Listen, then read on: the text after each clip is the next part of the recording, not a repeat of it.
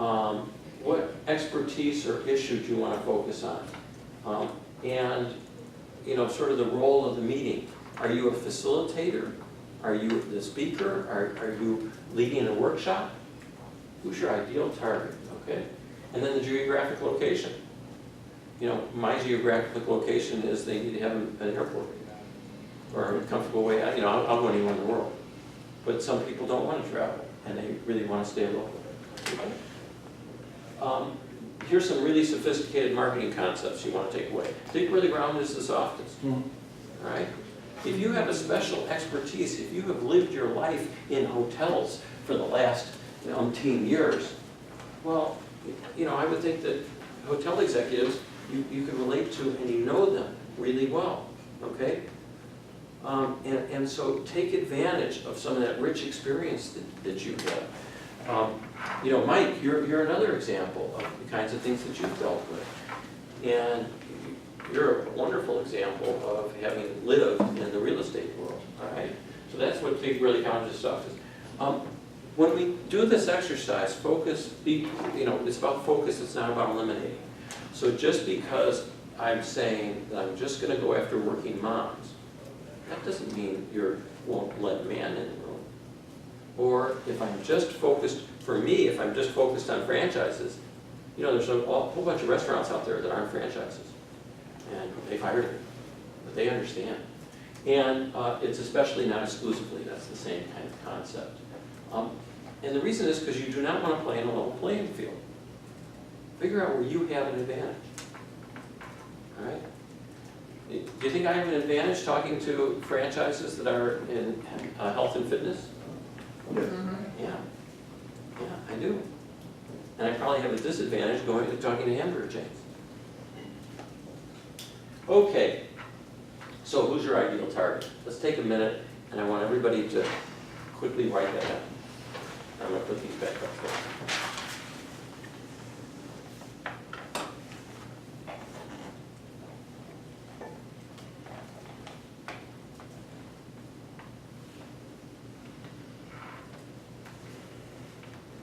Is this your water or my water? Your water.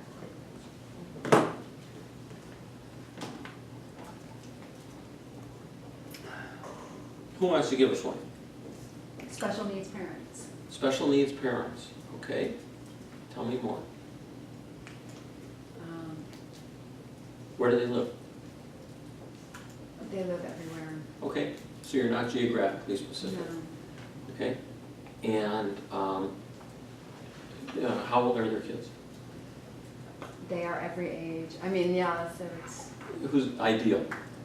ideal would be school-age children. More specific. In fact, I want a number. Special needs parents of children that birth through No, a number, not a range. 12 years old. Thank you, 12 years old. See, 12 years old tells me a whole bunch of things. One, it tells me they're probably still in the house. They're dealing with school, but they're not newborns, and they've already gotten over the fact that they have a special needs child. Okay? Now, who have I eliminated on special needs? Nobody. Because the person who has a 2-year-old child is still going to be very interested. Okay? And wonderful example. Thank you. And are they part of a group? Are they? How are you going to reach them? Well, I could get more specific. So 12-year-old children with Down syndrome. This is getting better, right? Now, and I'll share with you. I said we have another connection.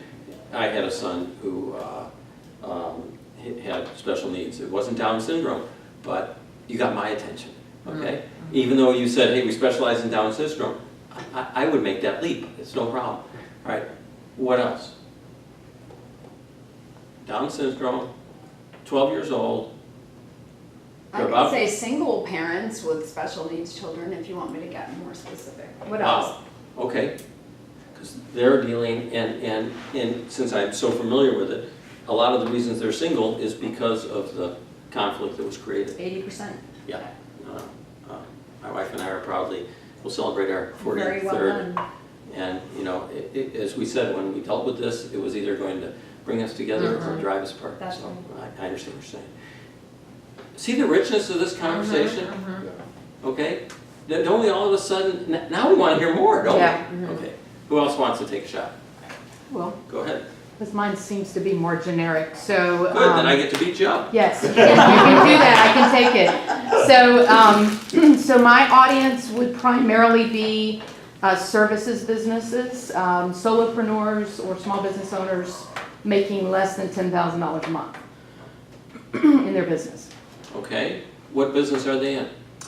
Some sort of services business, it could be a coach, it could be a trainer, but not producing a product. Okay, so they're not accountants or lawyers. Probably not. Okay, so they're in, and are they male or female?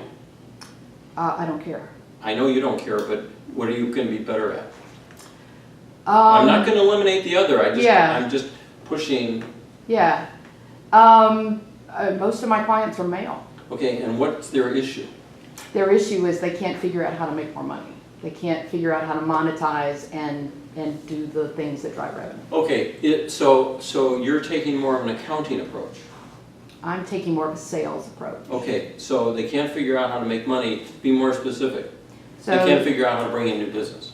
they can't figure out how to bring in new business. Okay, that's very different Okay. because you sounded like an accountant for a minute, Okay. and then we go over here.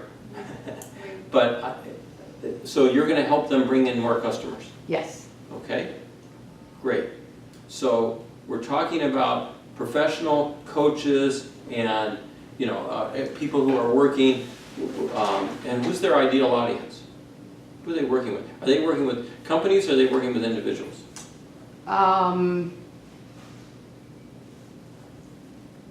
Well, that's a good question because I would say business because business is my background. Okay, so they're working yeah. with other businesses and they're bringing in, and maybe they're coaching them on how to be more successful, and they haven't gotten enough clients, and you're going to help them develop a whole marketing program and how to position themselves. And do you get into internet and that kind of stuff too? So Or is that too I get technical? more into the things that you are doing that are not driving revenue. Meaning that a lot of small business owners get lost. Give me an example. An example would be I can't go out and prospect until my website's done. Great. Okay, so you help them understand the prospect. What's really needed, Yeah. yeah. Okay, great. How am I doing? I mean, are you guys sensing that all of a sudden when we got specific, are you guys sort of understanding? And oh, by the way, the more specific you are, the easier it is to get referrals. It is. Yeah. It's very much easier. Okay? Should I take another one? Anybody else dying to? Go ahead. So my target would be corporate moms that are struggling, looking for more balance in their lives. Okay, so corporate moms, and when you say corporate moms, how big of a corporate? I mean, are these the Fortune 500 companies? No, No, what are they? like mid-size. Okay, so they're mid-sized companies, all right? And what level do they, tell me your ideal client. They're female. They're female. How old is she? 45, She's 45, okay? How many kids does she have? 3. And how old are they? School age. No, how old are they? Teenagers. No, how old are they? Okay. There's 3. We'll get it. 13, 15, and 17. Okay, 13, 15, and 17. So we've got a 13-year-old who's in 8th grade, and she's dealing, or he's dealing, are they male or female? Some of both. Yeah, well, the 13-year-old is, Okay, the 13-year-old is a male. right, and the 15-year-old? And the 15-year-old and the 17-year-old are girls. Right, and the 17-year-old is getting ready to go to college, and she's dealing with those kinds of issues. Look at how rich this conversation gets. Am I eliminating anything? No, but all of a sudden, I want you to be thinking of that and thinking of your program, and you're going to have a much more richer program, and you're going to be able to anticipate what they're thinking of. Okay. So that's what you're saying. The point is for us to envision it so that Yes. we know who we're talking to. Sure. So you're not just talking to a general audience. If you start talking to a specific audience, your presentation is going to change dramatically. Okay. Other questions? Okay. Yeah. So, Please. What you're doing is pretty much creating personas, like using the, Right, sure. right. Do you recommend having one persona or multiple personas? Depends how good you are. Okay. And how your bandwidth is, okay? I recommend you be thinking of one thing and establish yourself as that, all right? Mine is, I'll tell you how specific it is. I said franchising, okay? There's 3,500 franchises out there. There are 100 that I would call Goliaths. Goliaths are big enough that they afford national advertising, and when you buy a McDonald's franchising, the only marketing you have to do is hang up a sign. You have to do a little bit more, but you're really an operations person. They're not my client. My client is been there, dumped that. That's a real name. Residential dumpsters. Been there, dumped that, okay? These guys deliver residential dumpsters that are nice, they put down wood, they do all kinds of things, they're really high-level service, all right? Who generates the business for them? The individual franchise. They don't rely on national advertising, all right? So I work with the Davids, and by the way, of the 3,500, there's 100 that are the Goliaths, all right? There's only about, the next step is there's only about 200 to 300 of the next level that could afford me and that have big meetings and have more than 50 franchises. The rest, forget. So I've narrowed my search down to about 200 franchise organizations. And you know, if I only did 15 or 20 a year, it would be okay. Right? That's the power of being specific. Yeah. And by the way, the answer to your question is, once you've done one, then you get a second one. But focus on one first. Mike, I'm interested in your prospecting process. Mhm. You've identified those 200 or so that are your ideal Right. clients. What does that look like for you? Well, I've tried a whole bunch of things. First of all, I have a website, but nobody's going to find me there. Yeah. And I have video. But the second thing is that I've even hired someone to do outbound calling, and that hasn't been very successful. The two things that have been most successful is I've gotten very active in the International Franchise Association, and all of their clubs, and I'm going to try to speak at any event that they've got. When people see me speak, that works. And the second thing is there is a lady who runs a speakers bureau called Speak, and she specializes in franchises. And it took me 2 years, but I finally got into her, and that's really been good. It's hard to get into speakers bureaus. Yeah. It is. Okay? All right, I want to move on because I want to be respectful of the time. And what? There we go. Okay, so hiring, I'm going to jump over this. Now, let's move to 3 facts that make you unique as a speaker. Now, when you think of those 3 facts, I want you to be thinking of what 3 facts are going to be meaningful for the person who's working at a mid-sized company, okay, who has 3 kids, 1 son who's 13, 1 daughter who's 15, and 1 daughter who's 17, okay? And she's trying to manage all that stuff. I mean, that's why I want you to be specific, because this page. And make sure that they are facts that make you unique, okay? Facts, not claims. Suppose I opened up, and I don't want to tell you why. Suppose I opened up a pizza place here, and I'm going to be creative. I'm going to call it Mike's Pizza. And I put an ad in the paper, and it said, Mike's Pizza, best pizza in town. Fact or claim? Fine. Right? And the reason is that I don't like it is because you have to believe, I'm saying believe me, trust me. I don't even know you, all right? What if I said Mike's Pizza? Atlanta Magazine rated it as the best pizza in Atlanta. Fact or claim? Fact. Right. First of all, it's a third party. But second, what it's basically saying is it's giving you information so you can make your own conclusion, all right? And I'll give you one that's personal that is really relevant. If I came up and said, I'm Mike Ween and I'm a marketing guru, fact or claim? Claim. Absolutely.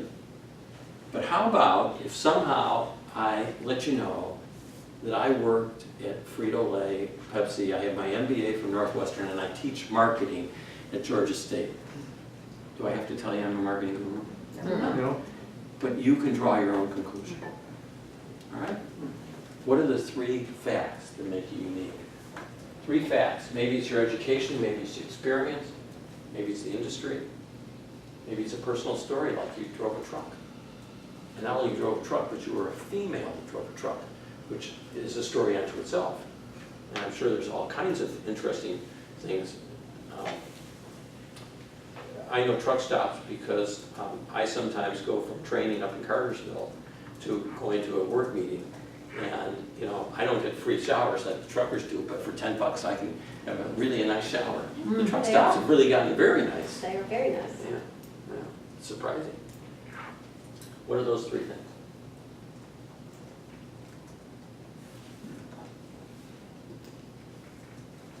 And those 3 things would end up on a triangle like this.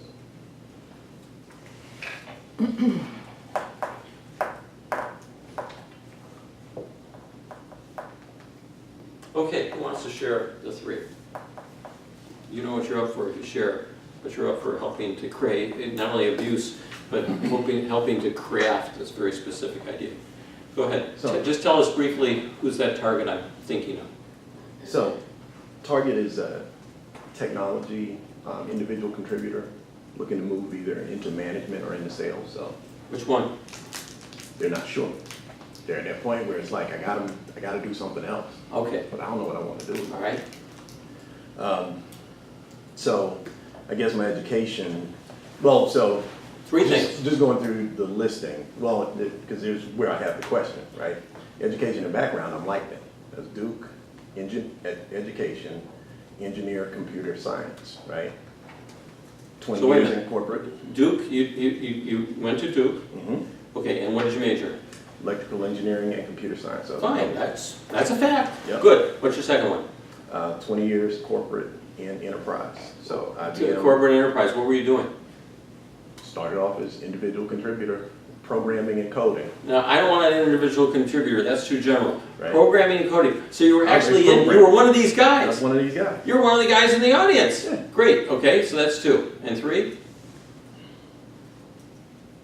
And 3, well, see, here's the thing, I have interesting things. So I can bench press 500 pounds. Where can I put Okay. it? That's unique, right? It's like, I started looking at your triathlete thing and saying, well, That's unique, but it's not relevant. not relevant to them. And then, well. But it's also impressive. Right. That's why you get to have a Superman bottle. It is, it's the reason I have a Superman. They go together. It's like a self-fulfilling thing. I gotta There's keep the it. seller things there. But so maybe personal story is probably more unique. I went from programming in my cubicle, talking to nobody but me and my screens, to leading an organization 7,000. So from cubicle to senior vice president. That is a fact. Actually good, cubicle corner office. Yeah, but I want to make it more, you got it.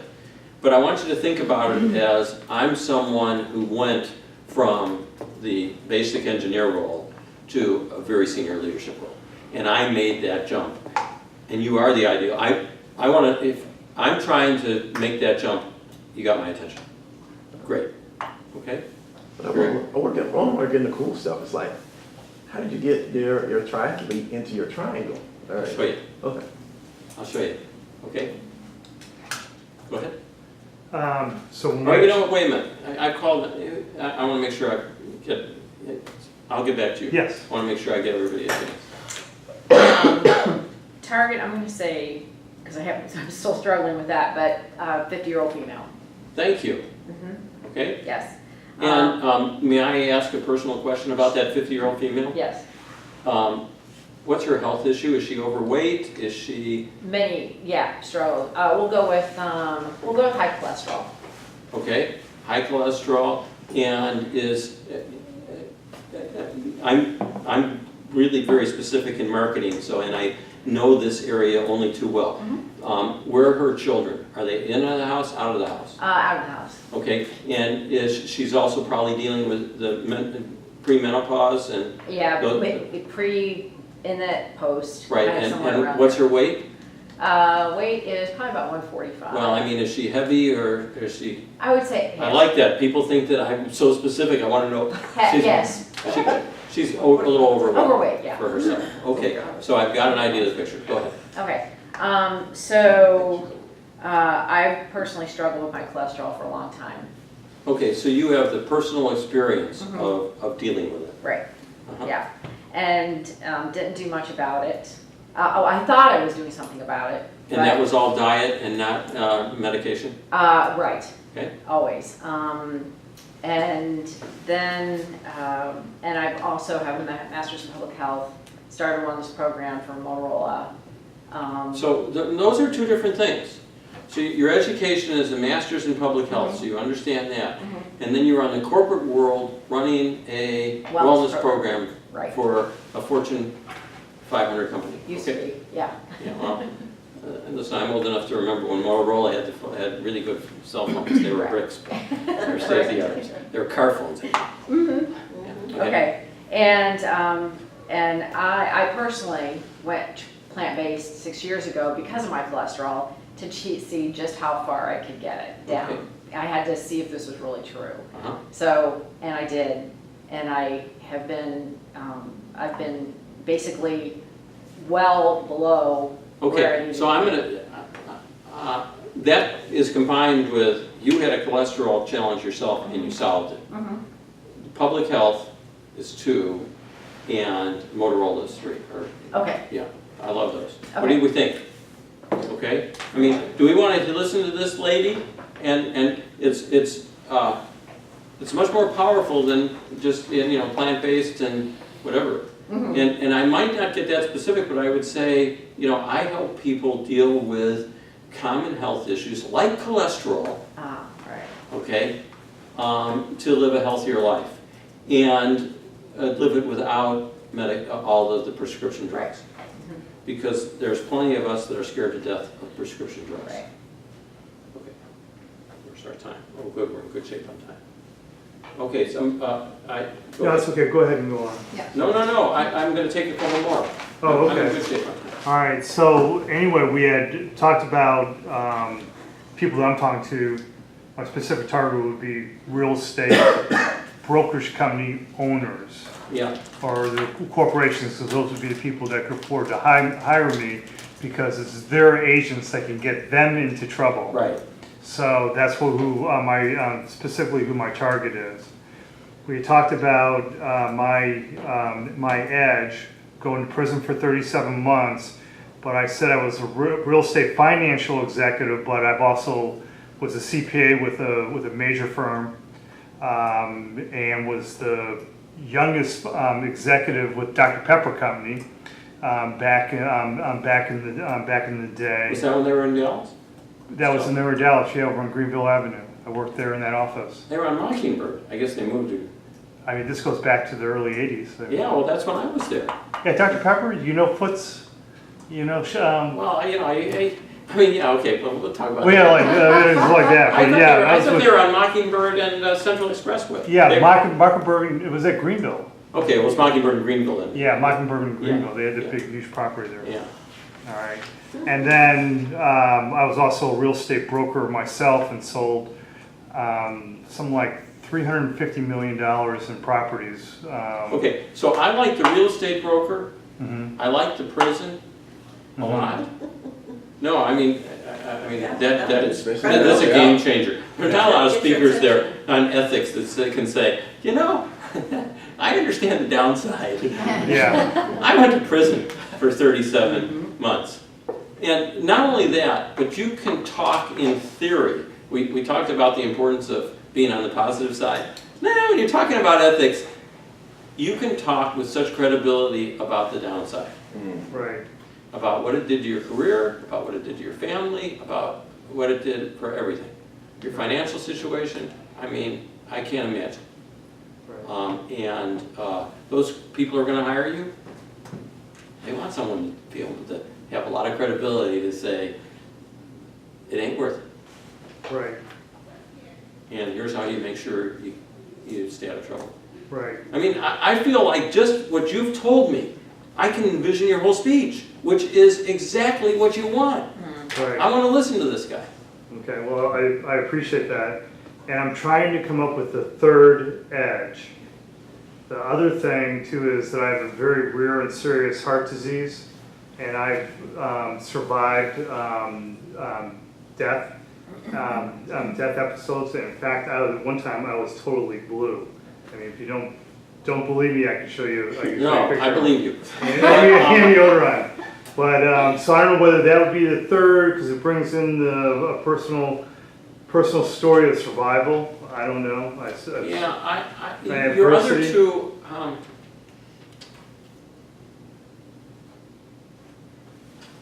tell me more, you're a CPA, your corporate side.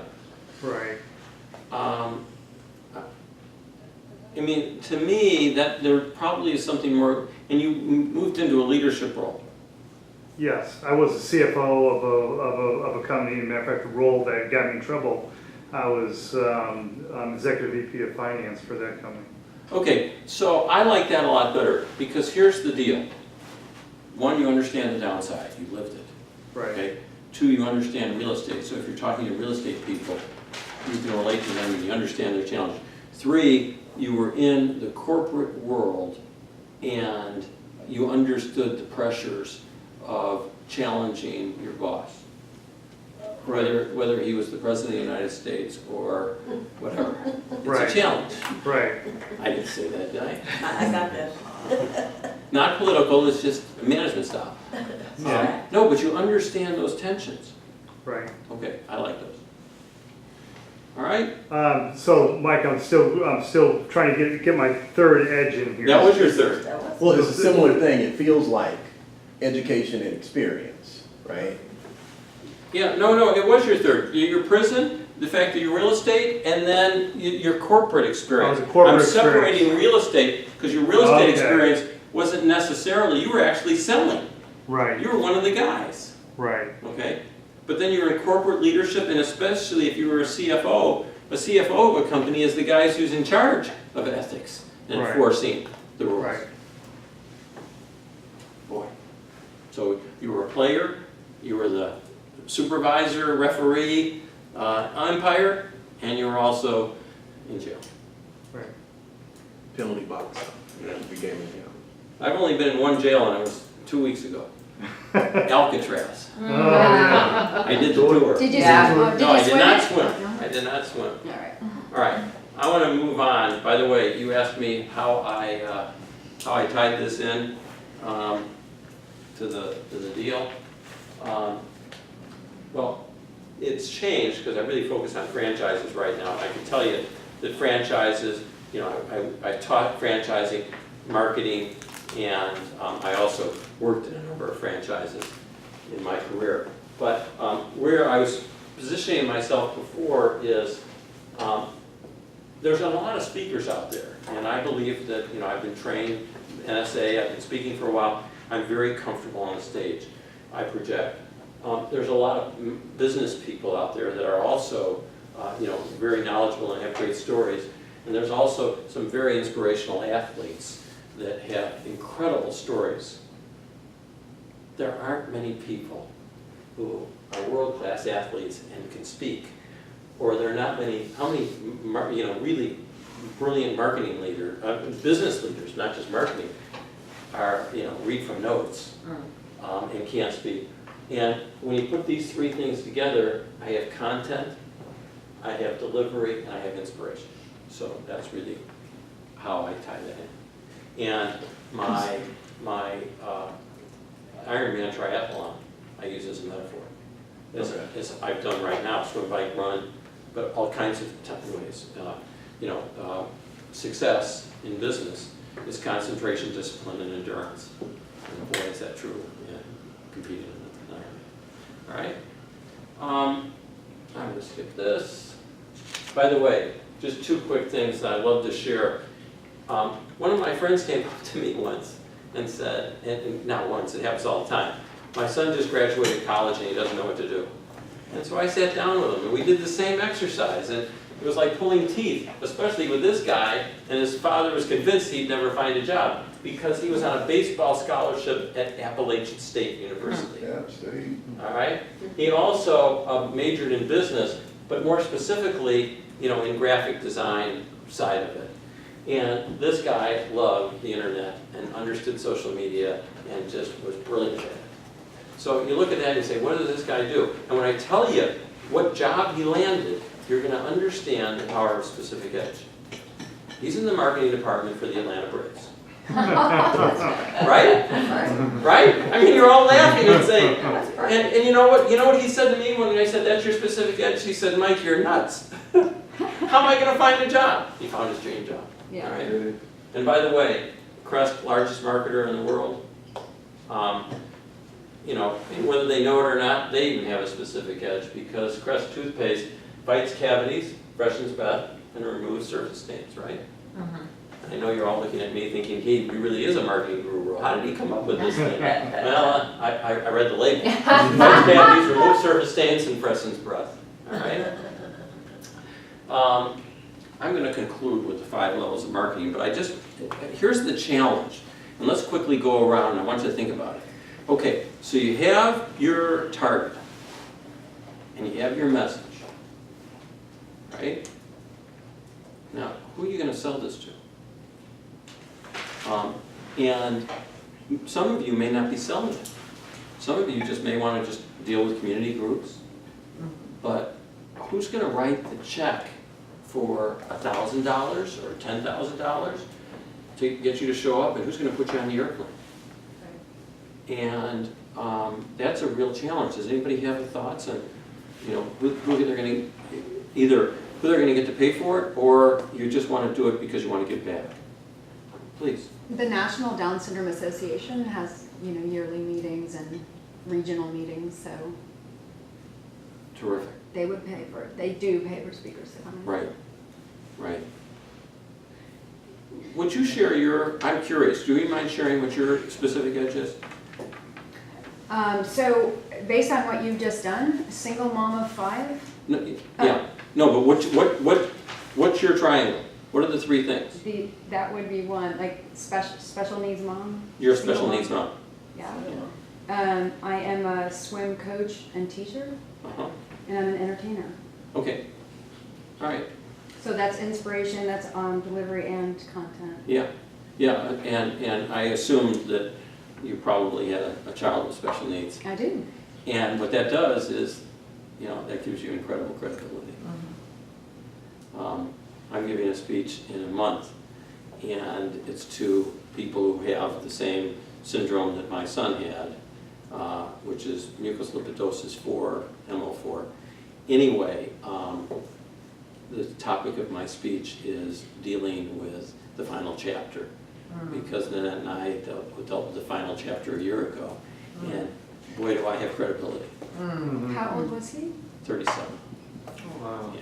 He never progressed past the 10 months in mental development. So, and he had to be, at age 9, he had to be